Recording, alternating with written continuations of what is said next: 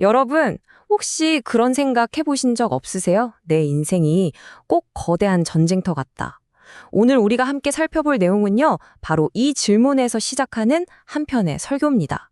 우리가 매일 겪는 그 힘든 일들을요, 그냥 어려움이 아니라 전쟁이라고 딱 정의를 내리고, 그럼 그 전쟁에서 어떻게 이길 수 있는지 아주 놀라운 통찰을 보여주거든요. 자, 한번 같이 들어가 보시죠.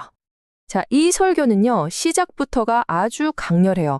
우리의 삶은 그냥 잔잔한 여정이 아니다. 이건 전쟁터다. 라고 딱 선언을 해버립니다. 그것도 언제, 어디서 총알이 날아들지 모르는 그런 치열한 전쟁터요.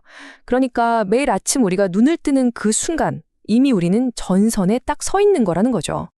그런데 이 전쟁이요, 한 군데서만 일어나는 게 아니에요. 무려 3개의 전선에서 동시에 벌어진다고 합니다. 첫 번째는 갑작스러운 재난처럼 우리 힘으로 어쩔 수 없이 밖에서 덮쳐오는 위협들이고요. 두 번째는 이 팍팍한 현실, 환경과의 싸움이죠. 그리고 어쩌면 이게 제일 힘들 수도 있는데 바로 내 자신과의 싸움이에요. 내 안에서 끝없이 일어나는 후회나 절망 같은 것들과의 전투 말이죠. 근데 사실 인생은 전쟁이다라는 이 개념이 그냥 갑자기 툭 튀어나온 건 아니에요. 성경을 보면요. 세상에서는 너희가 환난을 당한다는 구절이 있거든요.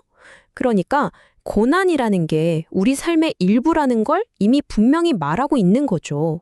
그리고 바로 이 지점에서 이 설교는 해결의 실마리를 찾아나가기 시작합니다. 자, 그럼 이제 질문은 아주 명확해지죠. 좋아요. 우리 삶이 전쟁터라고 칩시다. 그러면 대체 뭘로 싸워서 이겨야 하는 걸까요?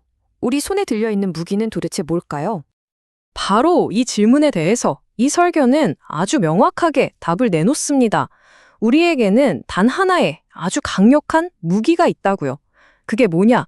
바로 믿음입니다. 자, 이제 문제에서 해결책으로 이야기가 넘어가는 거죠. 네, 바로 이 지점이 정말 흥미로운데요.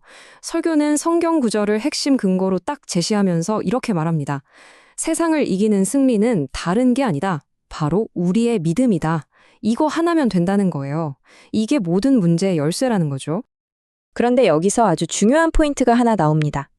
그냥 믿음이라고 해서 다 같은 믿음이 아니라는 거예요. 이 믿음이라는 무기를 제대로 쓰려면 우리가 먼저 알아야 할 게 있대요. 바로 믿음에는 뚜렷하게 구분되는 2가지 종류가 있다는 사실입니다. 설교자는 이 점을 굉장히 강조해요. 네, 바로 이 2가지 믿음이 어떻게 다른지 이해하는 것. 이게 오늘 내용의 핵심 중의 핵심이라고 할 수 있습니다. 왜냐고요? 우리가 이 둘 중에 어떤 믿음을 꺼내서 쓰느냐에 따라서 이 전쟁의 결과가 완전히 달라지기 때문입니다. 자, 그럼 이 2 믿음이 어떻게 다른지 한번 볼까요? 먼저 구원적 믿음이라는 게 있어요. 이건 말 그대로 구원을 위해서 하나님이 그냥 선물로 주시는 거예요. 뭐랄까 기본으로 장착되는 아이템 같은 거죠.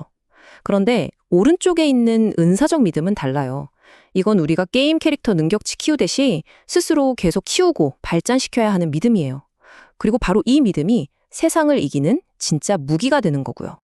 그러니까 설교의 초점은 아주 명확해지죠. 인생이라는 이 전쟁에서 이기려면 우리는 그냥 가만히 있어서는 안 되고 바로 이 2번째 믿음, 은사적 믿음을 아주 적극적으로 훈련하고 키워나가야 한다. 여기에 집중해야 한다는 겁니다. 자, 그럼 이제 이런 생각이 드실 거예요. 오케이, 알겠어. 이 믿음을 키워야 하는구나. 근데 그걸 대체 어떻게? 맞아요. 이 믿음을 실제로 사용하고 또 키워나간다는 게 구체적으로 뭘 하라는 건지 궁금하시죠?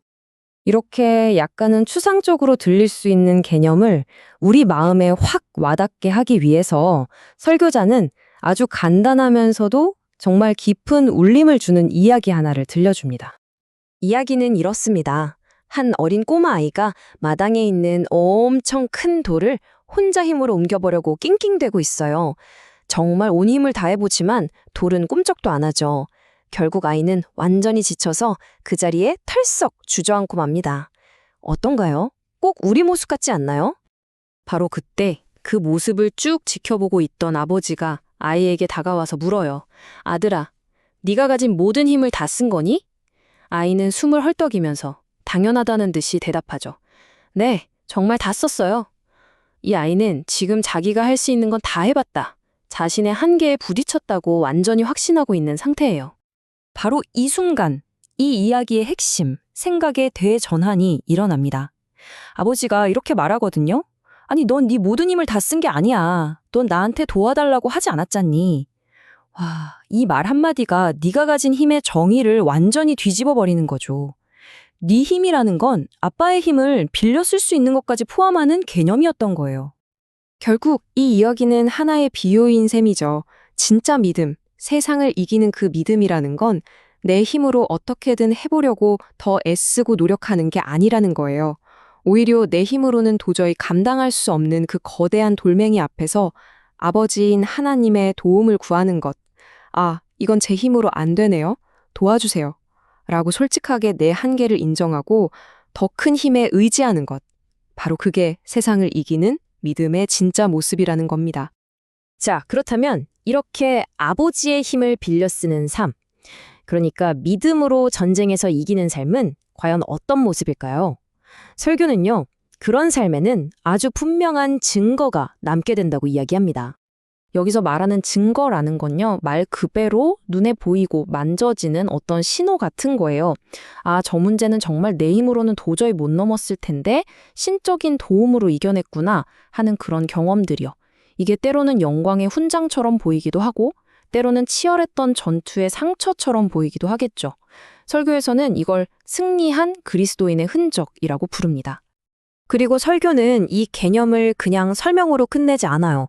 이걸 우리 각자의 삶으로 그대로 가져와서 질문을 던집니다. 자, 그렇다면 당신의 삶에는 그런 승리의 증거가 있습니까? 라고요. 우리 스스로를 한번 깊이 돌아보게 만드는 거죠. 심지어 더 구체적으로 숫자로 물어봐요. 여러분은 여러분 인생의 몇 퍼센트 정도를 하나님께 맡기고 계신가요? 한 10%? 아니면 절반인 50%? 혹은 인생 전체 100%를 다 맡기고 있나요? 이 질문이 정말 중요한 이유는요. 어쩌면 우리가 하나님께 맡기는 그 신뢰의 크기가 우리가 그분께 받을 수 있는 도움의 크기와 정확히 비례할지도 모른다는 걸 보여주기 때문이에요. 그리고 바로 이 질문, 나는 내 인생의 몇 퍼센트를 정말로 그분께 맡기고 있는가 하는 이 질문이 오늘 우리가 함께 살펴본 내용의 마지막이자 이 설교가 우리 각자에게 남기는 가장 중요하고 또 묵직한 질문일 겁니다. 이 질문에 대한 답은 다른 누구도 아닌 우리 자신만이 할 수 있겠죠. 오늘 준비한 내용은 여기까지입니다.